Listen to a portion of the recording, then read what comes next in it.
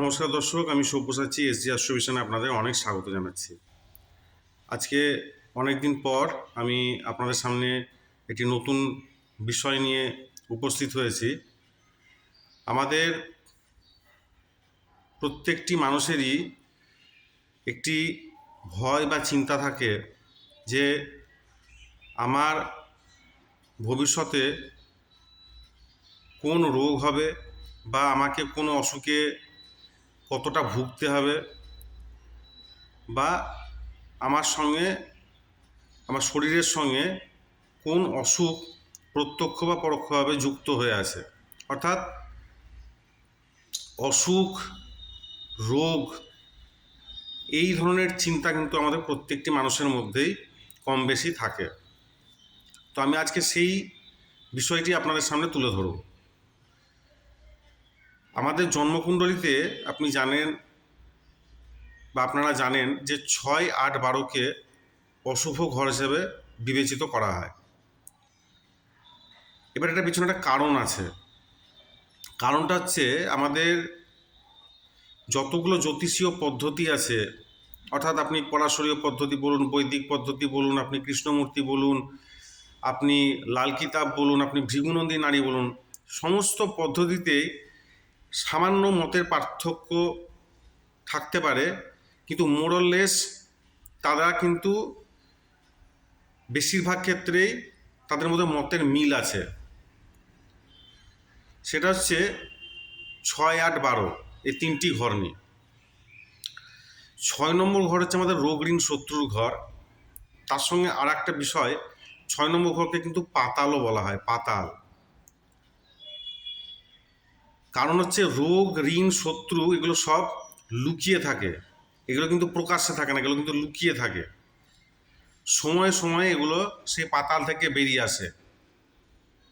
ওই জন্য 6 নম্বর ঘরকে কুয়ো বলা হয়, কুয়ো। কারণ একটা গর্ত, তো ওইখানে কিন্তু সমস্ত প্রত্যেকটি মানুষের যে রোগ বা ঋণ বা শত্রু সব কিন্তু লুক্কায়িত অবস্থায় থাকে। সেই জন্য 6 নম্বর ঘরকে রোগ ঋণ শত্রু ঘর বলা হয়। 8 নম্বর ঘর হচ্ছে আমাদের, 9 নম্বর ঘর হচ্ছে ভাগ্যের ঘর, এবং সেই ভাগ্যের ঘরের যে ক্ষয়, 8 নম্বর ঘর। আমাদের লগ্ন হচ্ছে আমাদের শরীর, আমাদের যে জীবন, তার যে শেষ হয়ে যাওয়া, সেটা 8 নম্বর ঘরকে বোঝায়। অর্থাৎ 8 নম্বর ঘর কিন্তু হচ্ছে শ্মশান। 12 নম্বর ঘর হচ্ছে আমাদের হসপিটালাইজেশনের ঘর, তার সঙ্গে সঙ্গে মুখ্যেরও ঘর। 3 নম্বর ঘর, এটা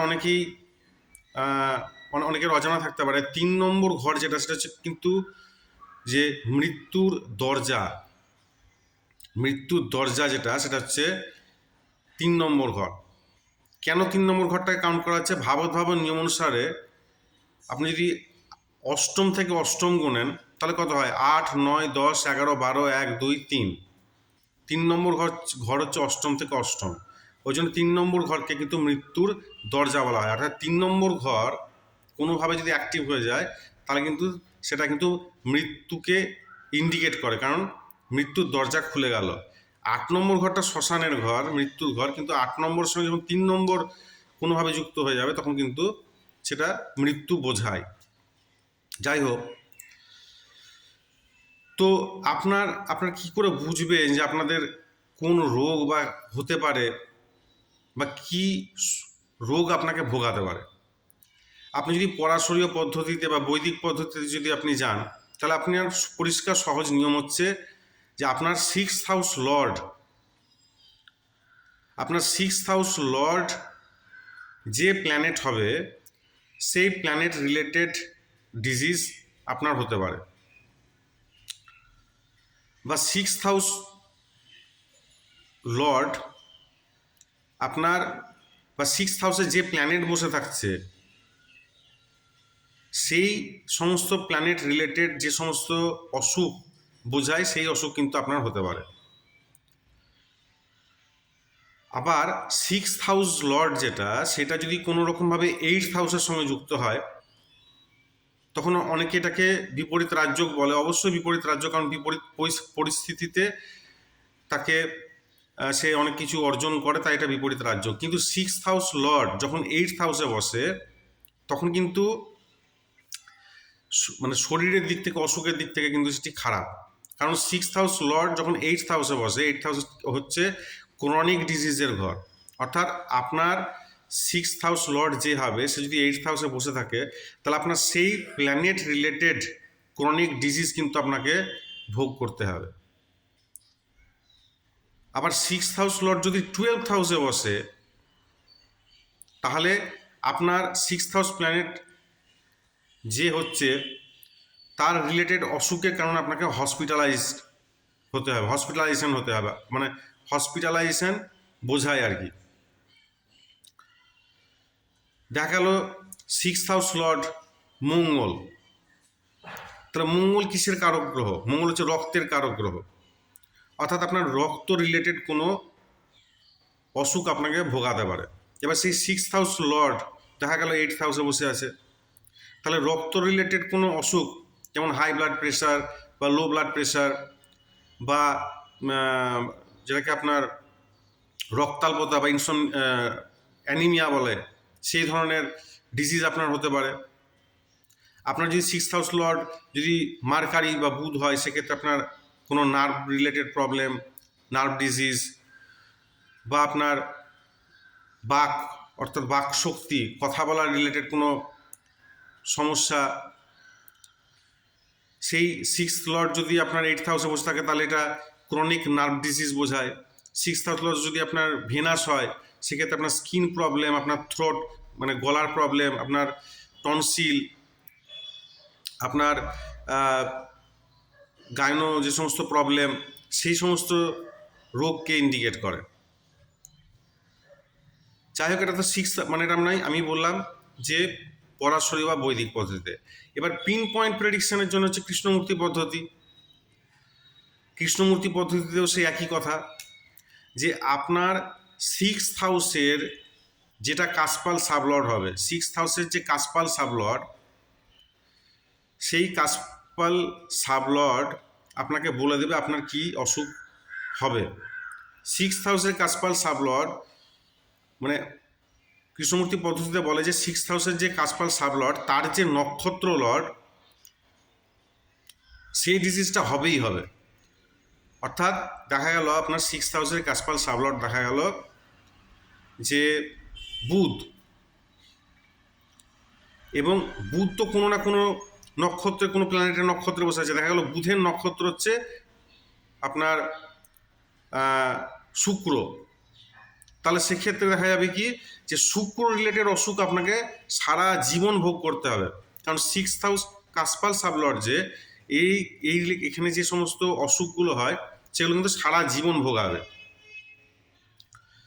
তো শুক্র রিলেটেড অসুখ অর্থাৎ প্রচণ্ড ঠান্ডা লাগা, টনসিলের প্রবলেম, গলার প্রবলেম, বিভিন্ন গাইনো রিলেটেড প্রবলেম, স্কিনের প্রবলেম, আপনার কিডনির প্রবলেম, এই সমস্ত যত অসুখ সব কিন্তু আপনাকে সারা জীবন ভোগাবে।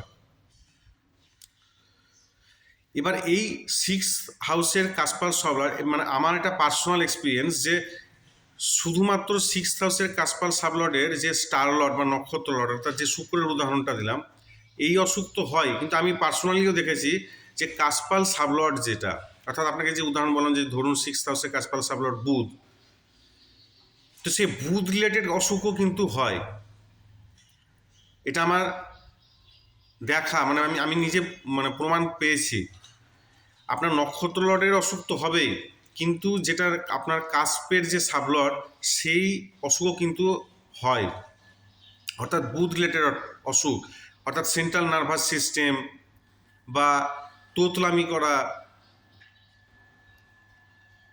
বা অ্যাংজাইটি, মানে ওভার অ্যাংজাইটি যেটাকে বলা হয়, সেই ধরনের অসুখ, প্যানিক, এই ধরনের অসুখও কিন্তু হতে দেখা গেছে। অর্থাৎ আমার মূল বক্তব্য হচ্ছে 6th হাউসের যে কাসপাল সাবলর্ড, সেই যে প্ল্যানেট, সেই অসুখও আপনাকে মানে সারা জীবন আপনাকে ভোগাতে পারে। তার সঙ্গে সঙ্গে 6th হাউসের কাসপাল সাবলর্ডের যে স্টার লর্ড, সেও কিন্তু আপনাকে সারা জীবন ভোগাবে। এবার কোনোভাবে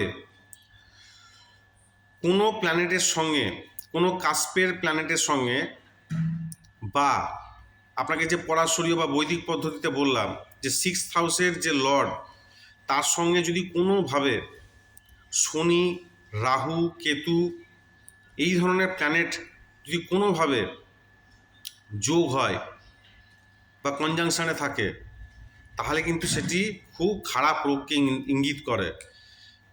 মানে আমি দেখেছি যে ক্যান্সার বা টিবি, টিউমার এই ধরনের অসুখ কিন্তু এই যখনই শনি, রাহু, কেতু এই ধরনের প্ল্যানেটের সঙ্গে যদি যুক্ত হয়ে থাকে, তাহলে কিন্তু এই ধরনের রোগ হয়। রাহু, বৃহস্পতি যদি কোনোভাবে রাহুর সঙ্গে যুক্ত হয়, তাহলে কিন্তু ক্যান্সার হওয়ার চান্স থাকে বা টিউমার হওয়ার থাকে চান্স। অর্থাৎ এরা প্রচণ্ড পরিমাণে ক্রনিক ডিজিজ ছড়ায় এবং সেটাকে খুব খারাপ দিকে নিয়ে যায়। আপনার যদি 6th হাউসের কাসপাল সাবলর্ড যে প্ল্যানেট হবে, সেই প্ল্যানেটটি বা তার যে স্টার লর্ড, সেই প্ল্যানেট যদি কোনোরকমভাবে 8 নম্বর ঘরকে ইন্ডিকেট করে, তাহলে কিন্তু সেটা ক্রনিক ডিজিজে পৌঁছাবে। আপনার যেটা 6th হাউসের কাসপাল সাবলর্ড এবং সেই কাসপাল সাবলর্ডের যে স্টার লর্ড, সে যদি শনি বা রাহুর সঙ্গে কোনোরকমভাবে ইউতিতে থাকে, তাহলে কিন্তু সেটি কিন্তু খারাপ রোগকে কিন্তু ইন্ডিকেট করে। অর্থাৎ সেই ধরুন আপনার দেখা গেল যে আপনার 6th হাউসের কাসপাল সাবলর্ড বা 6th হাউসের কাসপাল সাবলর্ডের যে স্টার লর্ড, সে দেখা গেল ভেনাস বা শুক্র, সেই শুক্র বসে আছে দেখা গেল আপনার রাহুর সঙ্গে বা শনির সঙ্গে, তাহলে কিন্তু সেক্ষেত্রে আপনার ইউট্রাসের টিউমার বা ক্যান্সার এই ধরনের কিন্তু অসুখ হতে পারে। আপনারা এটা মেলাবেন না, কারণ এগুলো তো মানুষের টেনশন হয়। আরও অনেক কিছু গ্রহের যোগ বিয়োগ এগুলো দেখতে হয়। রবি আর শনি যদি কারোর জন্মকুণ্ডলিতে একত্র অবস্থান করে, শনি রবি, তাহলে কিন্তু সেক্ষেত্রে কিন্তু খারাপ অসুখকে ইন্ডিকেট করে। কারণ দেখবেন যখন দুটো আলাদা আলাদা কালার যখন আপনি মিক্স করেন, তখন একটা নতুন কালার তৈরি হয়। তাই যখন শনি আর রবি একত্রে অবস্থান করবে, তখন এখানে একটা শনি রবি একত্রে অবস্থান করার ফলে এখানে একটা খারাপ মঙ্গলের জন্ম হয়। এটাকে লাল কিতাবের ভাষায় বদমঙ্গল বলা হয় বা মঙ্গল বদ বলা হয়। শনি রবি একত্রে অবস্থান করলে একটা খারাপ মঙ্গলের জন্ম হয়। সেই খারাপ মঙ্গল কিন্তু খারাপ খারাপ অসুখ দেয়, জীবনে অশান্তি দেয় এবং সারা জীবন রোগ ভোগ করতে হয়। আপনার পার্সোনাল লাইফকেও কিন্তু নষ্ট করে দেয়। তো যাই হোক, আমার বলার উদ্দেশ্য হচ্ছে যে আপনারা শুধু লক্ষ্য করুন, 6th হাউসের যদি আপনি বৈদিক পদ্ধতিতে করেন, তো আপনি 6th হাউসের যে লর্ড, সেই লর্ডকে এবং সেই লর্ড রিলেটেড আপনাকে ডিজিজ বা অসুখ আপনাকে ভোগাতে পারে, এবং সেই লর্ড যদি কোনো রকমভাবে শনি, মঙ্গল বা রাহু বা কেতুর সঙ্গে যুক্ত থাকে, তাহলে সেটাকে ক্রনিক পর্যায়ে নিয়ে যাবে। আর যদি আপনি কৃষ্ণমূর্তিতে দেখেন, তাহলে 6th হাউসের যে কাসপাল সাবলর্ড, সেই কাসপাল সাবলর্ড যে প্ল্যানেট, সেই রিলেটেড অসুখ, বা সেই কাসপাল সাবলর্ডের যে নক্ষত্র লর্ড, সেই রিলেটেড অসুখ, এবং সেই প্ল্যানেটগুলি যদি কোনোরকমভাবে 8 নম্বর ঘর বা 12 নম্বর ঘরকে ইন্ডিকেট করে, তাহলে সেক্ষেত্রে ক্রনিক ডিজিজ এবং তার কারণে হসপিটালাইজেশন হতে পারে। তো এই সমস্ত আপনাকে এতক্ষণ ধরে যে আলোচনাগুলো করলাম, সেগুলো হচ্ছে আপনাকে সারা জীবনের, অর্থাৎ জন্ম থেকে মৃত্যু পর্যন্ত কোন রোগ আপনাকে ভোগাতে পারে। রোগ দুরকম কারণে হয়। একটা হচ্ছে প্ল্যানেটারি কম্বিনেশনে আপনাকে এতক্ষণ ধরে যেটা বললাম। আর একটা রোগ হয় ক্ষণস্থায়ী, কিন্তু সেই ক্ষণস্থায়ী অসুখ আপনাকে অনেক ভোগাতে পারে। সেটা হচ্ছে আমাদের যখন কোনো গ্রহের দশা বা অন্তর্দশা চলে, সেই গ্রহটি কিন্তু আপনাকে ভালো ফল তো দিবেই, তার সঙ্গে সঙ্গে কিন্তু আপনাকে কিছু অসুখও আপনাকে কিন্তু দিবে, রোগ। ধরুন আপনার রবির অন্তর্দশা চলছে, তো আপনার চোখ, সেই রবির অন্তর্দশাতে আপনি রবির যা ফল পাচ্ছেন, তার সঙ্গে আপনাকে চোখের সমস্যা দিতে পারে, আপনাকে মাইগ্রেনের সমস্যা দিতে পারে, আপনার হাইপার অ্যাসিডিটি হতে পারে। আপনার যদি চন্দ্রের দশা চলে, আপনার লাংয়ের প্রবলেম হতে পারে, আপনার প্রচণ্ড ঠান্ডা লাগা, কাশি, বা আপনার বাঁ চোখের প্রবলেম, এই ধরনের সমস্যা আপনার হতে পারে। আপনার যদি দেখা গেল শনির দশা চলছে, সেই সময় আপনার যে কোনো প্রকারের ক্রনিক ডিজিজ, আপনার পেটের প্রবলেম, আপনার হাড়ের প্রবলেম, আপনার হাঁটুর নিচ থেকে পা পর্যন্ত কোনো অসুখ, এই ধরনের সমস্যা আপনার হতে পারে। বৃহস্পতির দশা যদি চলে তাহলে সেক্ষেত্রে আপনার পেটের প্রবলেম, আপনার লিভারের প্রবলেম, প্যাঙ্ক্রিয়াসের প্রবলেম, আপনার কনস্টিপেশনের প্রবলেম, এই ধরনের যে সমস্ত অসুখ আছে সেইগুলো আপনাকে সমস্যা দিতে পারে।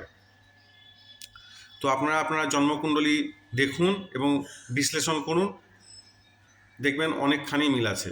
যদি ভিডিওটি ভালো লেগে থাকে অবশ্যই লাইক, শেয়ার এবং সাবস্ক্রাইব করবেন। আপনাদের উৎসাহ, আপনাদের ভালো লাগা আমাকে আরও বেশি উৎসাহিত করে নতুন নতুন বিষয় বা তথ্য আপনাদের সামনে তুলে ধরার জন্য। অনেক অনেক ভালো থাকবেন, সুস্থ থাকবেন, এই কামনা করি। ধন্যবাদ।